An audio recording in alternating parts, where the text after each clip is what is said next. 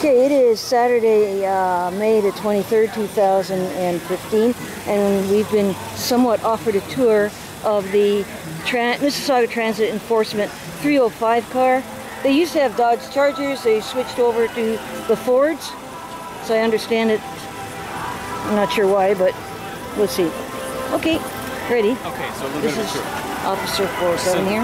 These are our new interceptors. Well, this is the one of the two that we have. They've replaced 301 and 302. Just one second. What I'm going to do is, can you put that on? Because will it catch if I'm? It'll catch your hearing because of the music. Oh yeah. Okay. So 305 and 306. This is obviously 305. They replaced 301 and 302, which replaces our two older white Chargers, which were falling apart after years of use. Some new features on the new cars, obviously, is the updated look. The what? The updated look.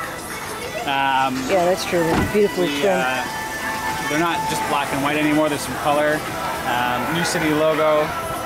The Miway logo, just to kind of pair it with transit. And the branding, yeah. Yeah.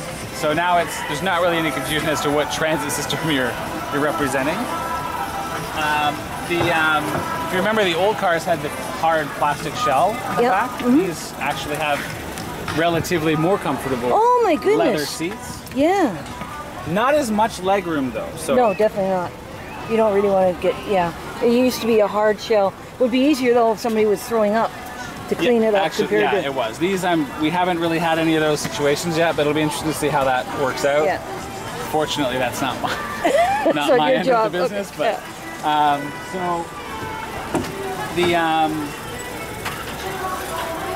part of the newest thing is the iBus system that's been installed in all the cars now. The what? iBus? It's iBus. I couldn't tell you what specifically that is short for. Okay. However, that system, so now all the cars are GPS tracked. So at any given time, transit control is able to tell where the cars are just by looking at the screen. They're able to send messages to each specific car, whether it's dispatch details, maybe a message about coming back to the garage for whatever reason. All touch screen. I'm just gonna actually you can sit there if you want actually, and I'll tell you what to do. No, I can't do Oh, both. You can't do it? No. Okay. So anyway.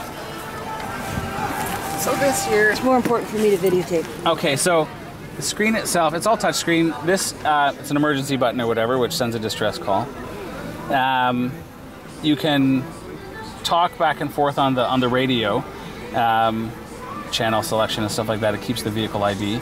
So if you were to call in, it tells them which car is calling. Messages, send and receive. Now, if we were moving, it wouldn't show any messages. It just says message will be displayed when car is stopped. That way you're not reading text messages and driving. You've got emergency messages and stuff like that you can send, and then obviously your main screen here. So you log in with your driver ID, and then you then pop up in the transit system, so they know which officer is in which car, that kind of thing. It's kind of a distraction at night because it only goes so dim, but it's better than not knowing which car is where and having to sort that out. Yeah. So just a basic lighting system. In the 301 and 302 we had the windshield mounted light bars, which took away a lot of it reduced your visibility quite drastically. Same with the spotlights on the corner pillars. It was difficult to see around them, but these interceptors have much more visibility, less blind spots, and there's a lot more space for the driver. It's more driver oriented than the Charger was, I find. The center console's been updated. These interceptor package cars, as you can see, the shifter's on the column as opposed to the floor. A lot more space. They're great front wheel drive. So winter was easy. Especially when you're dealing with a fleet the size of Transits, you can't exactly put snow tires on all the cars. Yeah. So the front wheel drive has been a great big help. We didn't have so many snow days in terms of 10-15 minutes trying to get out of the parking lot, let alone getting to a call. So the radio system has went digital for the city. So new radios have been installed in all the cars. There's not really much else that's new in terms of the cars beyond that. This was the most exciting addition, was just the addition of the iBus system. It's going to make things easier.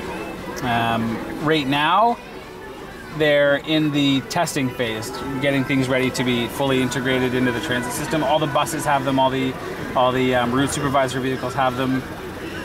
Basically just allows them to check and see where everybody is and dispatch the closest car, which will be a handy feature, because currently, they're calling a car that's at, say, Ridgeway and Dundas or whatever for an incident that's at square one. Now they can look and see who's closer and just send them automatically. Yeah. Rather than sorting it out after. So, yeah, I know that you're a Charger fan, but I have to say that that's okay. No, I don't drive the Charger in the winter, okay? For the reasons. Okay, so for the reasons I outlined For before. the reasons, yeah, exactly. Yeah. So it's these are great cars. I know that Peel's picking up quite a few as well. Yeah, I think Charger may have some decent competition, I think. But yeah. The other thing is that one here, the Panasonic. Yeah. That's good. That's the database, right? Yeah. So right now, the database has been updated. The city's database has been updated. So I know that. Right now, and this is one of the older tough books. We're still waiting for the newer ones to come in because these are a little outdated and they don't quite fit the harness properly. So there'll be access to that database or whatever, so you can, if you've dealt with somebody before, it'd be handy to know that rather than having to call it in or whatever. If we're dealing with, especially on the transit way or at the transit terminals or whatever, if you've stopped a vehicle, it's handy to know if you've spoken with that person before, so you can decide at that point, have they had a caution before? Should I just let them go? Or if they've been cautioned before multiple times, is now finally the time to issue them a ticket so they get the message? But yeah, so you'll have access to the database, and not only that, just even the ability to look up a map of an area if you need to do so. A lot of times we're pulling over and we're pulling it up on our phone or whatever. Now you'll be able to have that on the screen or whatever. This will help too. If we're headed to a bus, we're able to get the exact location of the unit as opposed to just kind of a rough estimate, like at this intersection. Be able to see which side of the intersection, which way is the best way to approach and that kind of thing. But yeah, so this will be primarily the access to the database, which will be handy because you'll be able to look stuff up without having to tie up the radio channel, calling that stuff back and forth. You'll also be able to, at least on your break or whatever, pull into a gas station and maybe start that report that you've got piling up. So next thing, are there two people in these cars at any one time or just one? Typically, no. There's only ever one. Okay, the reason I ask is because the next question would be, when you're driving, do these things fold up for the safety of the other? Yeah, so now this setup, I'm not sure if you remember 301 and 302, it was a more rigid setup, one arm, and it was all metal and it was hard to adjust. This system here, so everything folds up. The kids have been in here playing. This will fold up and we can push it back so that it's under, ideally, the person's going to be able to fit in between that gap. If not, we can pull that whole thing off and it can go in the trunk or whatever. Yeah. For the amount of times that we're riding two in a vehicle, it's generally not, it's either for training purposes or we're headed to an event or we're doing something that's required two officers ahead of time. For that, okay, we'd sacrifice the laptop for that. Okay. Because now you've got one person who can use the radio all the time while the other one's driving or doing whatever. So this is the system that would be the most important out of the two. So this one, the new one then. Yeah. Interesting. I think the only concern with the laptop remaining there for any length of time, especially if there's a passenger, is when the airbag deploys. So if it was a passenger here, we'd just take that. This whole tray will come off, and now everything's under that deployment zone. Yeah. So,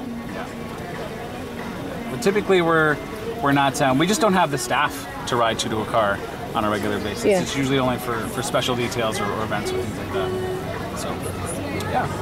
That's good. This was a welcome addition to the car as well. We didn't have these in 301 and 302. The armrest, oh yeah, which rotates or slides back and forth. So It's the small things that make things. I know, little like cup holders, right? Yeah, There's oh yeah, that's right. Yeah, there's cup holders. No, there was on the Dodge Chargers. There was, and I think if you remember, we had a conversation, I think, at one of the Public Works Week events. The mileage on 301 was way higher than on 302, and that was because for the longest time, 301 was the only one with cup holders. So everybody wanted to take 301 because they had a place to put their drink. Yeah. So it is. You're right. It is. It's sometimes the little things. It is, yeah. So that's yeah, good. these cars, they're also EcoBoost, so they're much more fuel efficient than the Chargers were. The heads-up display is fantastic. I know, you know exactly the speed and all that stuff, and you get in the car, if there's a door or a gate open or something like that, it's all right there. The Bluetooth is a handy feature that we didn't have with the Chargers. As soon as I climb into the car, and it's funny because so as soon as I climb into the car, it connects to my phone, and then, you know, anytime the phone rings, I can answer from the steering wheel. I can just talk. The problem though is that all of the cars remember my phone. So anytime I'm within range of any car, it's picking up my phone. So when my phone rings and I'm near a car, I have to figure out which car it is that's answering my phone. So it's a great feature. Technology is fantastic. Yeah. But yeah, it's I gotta say these are. For our purposes anyway, way better than the Chargers were. The functionality, just the whole package itself is great. Storage compartments and stuff, and yeah. I noticed you don't have a digital ally like in the other cars. No, we don't actually. Which, I mean, we never used it for the other cars anyway. It was there. I think we talked about that in the beginning. It was added as something when they purchased the cars back in, I think, 2007. Yeah, no, I filed freedom of information on it. That's why. Yeah, and they never. I think it was in terms of how do we write a policy to govern this, and when is it going to be used, and how is it going to be used? Is it going to be used consistently? So when it came time this time, new management, new goals, new direction. It wasn't a priority, and to be honest, it was never anything we used in the first place. So why waste the money on it? Yeah. It's still sitting in 301 and 302 as they rust away behind the garage. Yeah. So yeah. But yeah, I think probably the only addition you'll see later on with these cars is the addition of a roof-mounted light rack, and that's simply because these cars themselves, they sit relatively low. I'll just show you how it's open. Want to get out? Yeah. So these cars sit relatively low.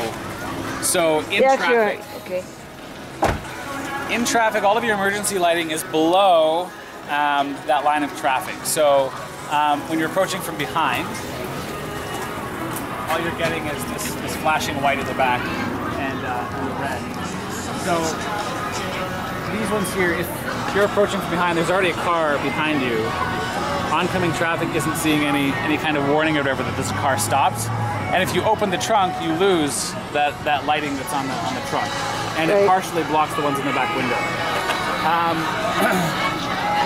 We've asked, just for safety reasons, just to have a yellow light bar on top, because it puts that lighting system higher than traffic. Yeah.